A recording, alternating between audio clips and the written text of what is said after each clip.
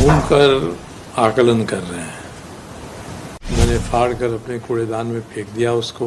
प्रत्याशी ने कृष्णा अग्रवाल जैसे मारवाड़ी सम्मेलन के जिलाध्यक्ष को धमकी दे दिया। क्यों राजनीति खेलेंगे तो धनबाद के साथ न्याय नहीं होगा। जिस दिन मुझे वो नोटिस मिला, मैंने पढ़ते ही कहा कि ये बड़ी घटिया दर्जे की नोटिस है। पंडित दीनदयाल उपाध्याय के विचार को मानिएगा कि पंडित लक्ष्मीकांत वाजपेयी के विचार को मानिएगा। मुझे भी धमकी दिया, कृष्णा को भी धमकी दिया। 2 मामलों में 30 मई को सुनवाई होने वाली है। मैंने उनकी चुनौती स्वीकार किया, उनको चुनौती दे दिया। जो करना हो करिए, जवाब देना होगा मैं कोर्ट में जवाब दूंगा। और धड़ाधड़ 2021 में, 22 में, 23 में वो ज़मीन पर ज़मीन खरीदे जा रहा है। ज्ञान अपना पास रखें तो मैं तो अपने ज्ञान कोष से जो आएगा कुछ निकालता रहूँगा। ये लोकसभा चुनाव में कई हम लोगों के साथी हैं जो घूमकर आकलन कर रहे हैं। आकलन करके कल परसों में रांची आएंगे। नवरात्र भी तब तक रामनवमी का हम लोग की व्यवस्था पूरा हो जाएगी।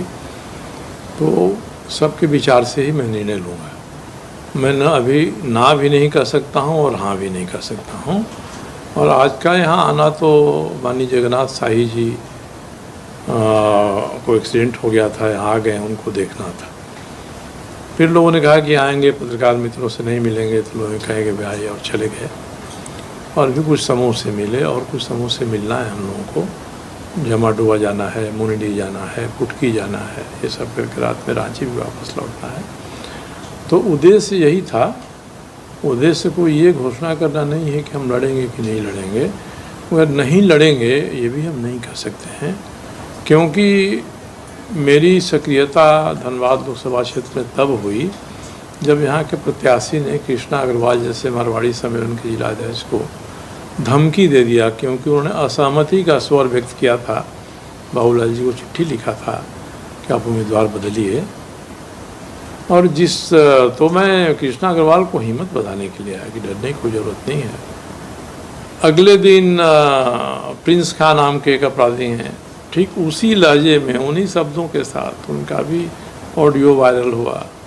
मुझे भी धमकी दिया, कृष्णा को भी धमकी दिया।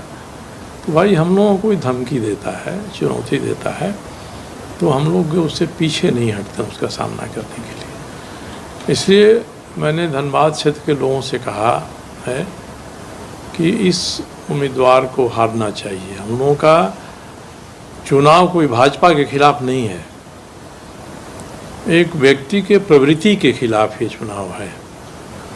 और उस प्रवृत्ति ने ही धनबाद लोकसभा क्षेत्र में काफ़ी लोगों को, बहुसंख्यक लोगों को परेशान किया है। ऐसी प्रवृत्तियां लोकसभा में नहीं जानी चाहिए। और इसमें भारतीय जनता पार्टी को भी सहयोग करना चाहिए। उनके जो कार्यकर्ता हैं, जो पंडित दीनदयाल उपाध्याय के विचार से प्रेरित हैं।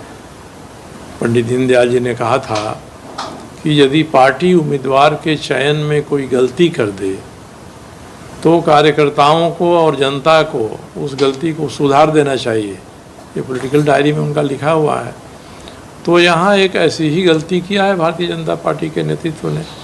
जो कार्यकर्ता हैं, शुभचिंतक हैं, समर्थक हैं, उनको सुधार देना चाहिए। और विपक्ष लोगों से भी मैंने कहा है कि सब लोग मिलकर सशक्त उम्मीदवार दीजिए। आपको लगता है कि मैं ये काम कर सकता हूँ, मुझे समर्थन दे दीजिए। आपको लगता है कि नहीं, मुझसे बेहतर कोई दूसरा व्यक्ति आपके पास है, उसका नाम आगे करिए। मैं अपने साथियों से बात करूँगा कि हम लोग उनको समर्थन दे दें। तो ये पार्टी से ऊपर उठकर एक ऐसा चुनाव धनबाद क्षेत्र में हो रहा है जिसमें सामने कोई पार्टी नहीं है। एक मेरे हिसाब से एक प्रवृत्ति है, जिस प्रवृत्ति को संसद में नहीं पहुंचना चाहिए। नहीं, देखिए, आदमी जब चुनाव में आता है तो ये हम कह दें कि बिल्कुल ही इन चीज़ों पर हम विचार नहीं कर रहे हैं, तो ये ठीक नहीं होगा। कांग्रेस को ही एक उम्मीदवार खड़ा करना है, क्योंकि इंडी गठबंधन के खाते में ये सीट उन्हीं को मिली है। मैंने उनके अध्यक्ष से और उनके विधायक दल के नेता से कहा भी है कि भाई साहब, लंबे समय से आप ये सीट लेते रहें, जीतते नहीं हैं। आपका जो वोट है उसके बाहर का भी एक बड़ा वोट आएगा तभी जीत सकता है। आपके पास कोई उम्मीदवार है जो उस वोट को ले सकता है, तो आप उसको सामने लाइए, हम उनसे कहिए कि इसका समर्थन कर दीजिए। और नहीं तो मैं उस वोट को लाने की क्षमता रखता हूं जो कांग्रेस के बाहर का वोट है, और आप लोग मेरा समर्थन कर दीजिए। अगर इस तरह की प्रवृत्ति को परास्त करना है तब ये होना चाहिए कि वो राजनीति खेलेंगे तो धनबाद के साथ न्याय नहीं होगा। लीगल नोटिस मिला है प्रत्याशी द्वारा, धनबाद और विधायक द्वारा, तो अब क्या सरजूरा चुप बैठेंगे या सरजूरा का भी दावा जो है, का जो दावा है, तो दावा किस तरह, किस आधार पे आप बता रहे हैं कि जिस दिन मुझे वो नोटिस मिला मैंने पढ़ते ही कहा कि ये बड़ी घटिया दर्जे की नोटिस है, ये कूड़ेदान में फेंक देने लायक है। मैंने फाड़ कर अपने कूड़ेदान में फेंक दिया उसको। अब जिन्होंने 3 दिन का समय दिया है कि अगर आप जवाब नहीं देते हैं, माफ़ी नहीं मांगते हैं, वापस नहीं लेते हैं तो हम कानूनी कार्रवाई करेंगे। मैं इंतज़ार कर रहा हूँ कि लोग मेरे ऊपर कानूनी कार्रवाई करें। मैंने उनकी चुनौती स्वीकार किया, उनको चुनौती दे दिया, जो करना हो करिए, जवाब देना होगा मैं कोर्ट में जवाब दूंगा। आपकी ये नोटिस इस लायक नहीं है कि इसका जवाब दिया जा सके। तो मैं तो रोज़ प्रतीक्षा करता हूँ कि धनबाद के एमएलए एमपी कोर्ट में मेरे खिलाफ ये मुकदमा दायर करेंगे, मैं वहाँ हाजिर रहूँगा, अपनी बात कहूँगा। दावा आपका दावा किस आधार पे है? नहीं, मेरा दावा का जो आधार है वह तो इनके खिलाफ 50 मुकदमे चल रहे हैं, उसमें से 4 मुकदमों में सुनवाई हो गई है। नीचे की कोर्ट ने इनको दंडित कर दिया है, हाई कोर्ट में गए हैं, 2 मामलों में 30 मई को सुनवाई होने वाली है। तो ये तो अभी तक तो ये 2 सिद्ध अपराधी हैं जिनका अपराध साबित हो गया न्यायालय में। तो मैं इस आधार पर कह रहा हूँ कि ऐसे व्यक्ति को भारतीय जनता पार्टी जैसी पार्टी को परहेज करना चाहिए चुनाव देने से। दूसरा कि बाघमारा क्षेत्र में जो आतंक है या नंबर 1 से 5 PCCL का, उसमें कोई जाता है, आप डीओ लेके जाइए, देखिए आपको 1800 रुपये पर टन आपको देना पड़ता है, एक नई रंगदारी। तो ये जो पैसे इस तरह से उगाए जाते हैं, मनी लॉन्ड्रिंग होती है, काला धन पैदा होता है, तो इसको तो व्यक्ति कहीं ना कहीं लगाएगा ना। तो कुछ सबूत मिले। इन्होंने 2 करोड़ 6 लाख रुपया लगाया है अपने बेटे के नाम पर, ज़मीन खरीदा है। आज उनके बेटे पर और 4 प्लॉट के कागजात मेरे पास आ गए हैं।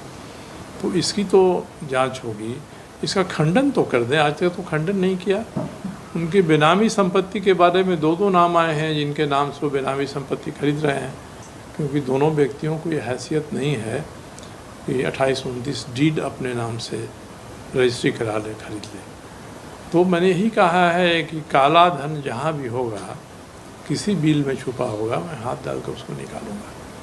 तो मैं इन सबों का तो वेरिफिकेशन कर रहा हूँ, वेरीफाई हो जाएगी। सबसे पहले मैं मीडिया के पास आऊँगा कि देखिए ये कितना GST देता है, आदमी कितना इनकम टैक्स देता है, इसकी क्या औकात है। और धड़ाधड़ 2021 में, 22 में, 23 में वो ज़मीन पर ज़मीन खरीदे जा रहा है, किसका पैसा है ज़रा पता कर लेंगे। तो ये सबूतों के आधार पर मैं कर रहा हूँ। मैं कोई भी ऐसी चीज़ नहीं बोलता हूँ जिसका सबूत मेरे पास नहीं हो। का जो दावा है, तो दावा किस तरह, किस आधार पे आप बता रहे हैं कि जिस दिन मुझे वो नोटिस मिला मैंने पढ़ते ही कहा कि ये बड़ी घटिया दर्जे की नोटिस है, ये कूड़ेदान में फेंक देने लायक है। मैंने फाड़ कर अपने कूड़ेदान में फेंक दिया उसको। अब जिन्होंने 3 दिन का समय दिया है कि अगर आप जवाब नहीं देते हैं, माफ़ी नहीं मांगते हैं, वापस नहीं लेते हैं तो हम कानूनी कार्रवाई करेंगे। मैं इंतज़ार कर रहा हूँ कि लोग मेरे ऊपर कानूनी कार्रवाई करें। मैंने उनकी चुनौती स्वीकार किया, उनको चुनौती दे दिया, जो करना हो करिए, जवाब देना होगा मैं कोर्ट में जवाब दूंगा। आपकी ये नोटिस इस लायक नहीं है कि इसका जवाब दिया जा सके। तो मैं तो रोज़ प्रतीक्षा करता हूँ कि धनबाद के एमएलए एमपी कोर्ट में मेरे खिलाफ ये मुकदमा दायर करेंगे, मैं वहाँ हाजिर रहूँगा, अपनी बात कहूँगा। दावा आपका दावा किस आधार पे है? नहीं, मेरा दावा का जो आधार है वह तो इनके खिलाफ 50 मुकदमे चल रहे हैं, उसमें से 4 मुकदमों में सुनवाई हो गई है। नीचे की कोर्ट ने इनको दंडित कर दिया है, हाई कोर्ट में गए हैं, 2 मामलों में 30 मई को सुनवाई होने वाली है। तो ये तो अभी तक तो ये 2 सिद्ध अपराधी हैं जिनका अपराध साबित हो गया न्यायालय में, तो मैं इस आधार पर कह रहा हूँ कि ऐसे व्यक्ति को भारतीय जनता पार्टी जैसी पार्टी को परहेज करना चाहिए चुनाव देने से। दूसरा कि बाघमारा क्षेत्र में जो आतंक है एरिया नंबर 1 से 5 PCCL का, उसमें कोई जाता है, आप बीओ लेके जाइए, देखिए आपको 1800 रुपया पर टन आपको देना पड़ता है, एक नई रंगदारी। तो ये जो पैसे इस तरह से उगाए जाते हैं, मनी लॉन्ड्रिंग होती है, काला धन पैदा होता है, तो इसको तो व्यक्ति कहीं ना कहीं लगाएगा ना, तो कुछ सबूत मिले। इन्होंने 2 करोड़ 6 लाख रुपया लगाया है अपने बेटे के नाम पर, ज़मीन खरीदा है। आज उनके बेटे पर और 4 प्लॉट के कागजात मेरे पास आ गए हैं, तो इसकी तो जांच होगी, इसका खंडन तो कर दें। आज तक तो खंडन नहीं किया। उनकी बेनामी संपत्ति के बारे में 2 नाम आए हैं जिनके नाम से वो बेनामी संपत्ति खरीद रहे हैं, क्योंकि दोनों व्यक्तियों को ये हैसियत नहीं है कि 28-29 डीड अपने नाम से रजिस्ट्री करा लें, खरीद लें। तो मैंने यही कहा है कि काला धन जहाँ भी होगा, किसी बिल में छुपा होगा, मैं हाथ डाल कर उसको निकालूंगा। तो मैं इन सब का तो वेरिफिकेशन कर रहा हूँ, वेरीफाई हो जाएगी। सबसे पहले मैं मीडिया के पास आऊँगा कि देखिए ये कितना GST देता है, आदमी कितना इनकम टैक्स देता है, इसकी क्या औकात है, और धड़ाधड़ 2021 में 22 में 23 में वो ज़मीन पर ज़मीन खरीदे जा रहा है, किसका पैसा है पता कर लेंगे। तो ये सबूतों के आधार पर मैं कह रहा हूँ, मैं कोई भी ऐसी चीज़ नहीं बोलता हूँ जिसका सबूत मेरे पास नहीं हो। अब धनबाद लोकसभा के जो विधायक हैं और प्रत्याशी हैं टुल्लू महतो, उनके खिलाफ भी सरजू राय पूरा ताल ठोक रहे हैं। कम देखिए, मैंने कांग्रेस के मित्रों से कहा है उम्मीदवारी के बारे में कि अगर आप सही उम्मीदवार नहीं दीजिएगा तब मैं चुनाव लड़ूंगा, और मैं चुनाव लड़ूंगा, आपका समर्थन होगा तो ज़्यादा वोट से जीतूंगा, आप समर्थन नहीं करेंगे तो कम वोट से जीतूंगा। मगर धनबाद के जनता की जो मन स्थिति हम लोगों के सामने आ रही है, वो नहीं चाहते हैं कि इस तरह की प्रवृत्तियाँ पैर पसारें। पहले सीधे साधे व्यक्ति थे, यहाँ से सांसद, किसी का नुकसान नहीं करते थे, थोड़ा सुस्त थे, ये अलग बात है। तो अब उनकी जगह पर ठीक इस तरह का उम्मीदवार भाजपा थोप देती है और थोड़ा विचार भी नहीं करती है। और जब कहा जाता है तो उनके झारखंड के प्रभारी कहते हैं कि ये ज्ञान अपना पास रखें, तो मैं तो अपने ज्ञान कोष से जो आएगा कुछ कुछ निकालता रहूँगा। बांटने से ज्ञान बढ़ता है, और ज्ञान कहीं से मिले उसको लेने वाले व्यक्ति को बुद्धिमान कहा जाता है। किसी को कहें कि अपना ज्ञान अपने पास रखिए तो धृष्टता कही जाती है। तो भारतीय जनता पार्टी सोचे, तय करे, मगर हम तो भारतीय जनता पार्टी के कार्यकर्ताओं से, समर्थकों से, शुभचिंतकों से ये कह रहे हैं, भाई इस तरह का जो उम्मीदवार है, इस तरह का प्रत्याशी आपका प्रत्याशी नहीं होना चाहिए। आप पंडित दीनदयाल उपाध्याय के विचार को मानिएगा कि पंडित लक्ष्मीकांत वाजपेयी के विचार को मानिएगा, ये तय आपको करना है। मैं आपके सामने सवाल रखता हूँ।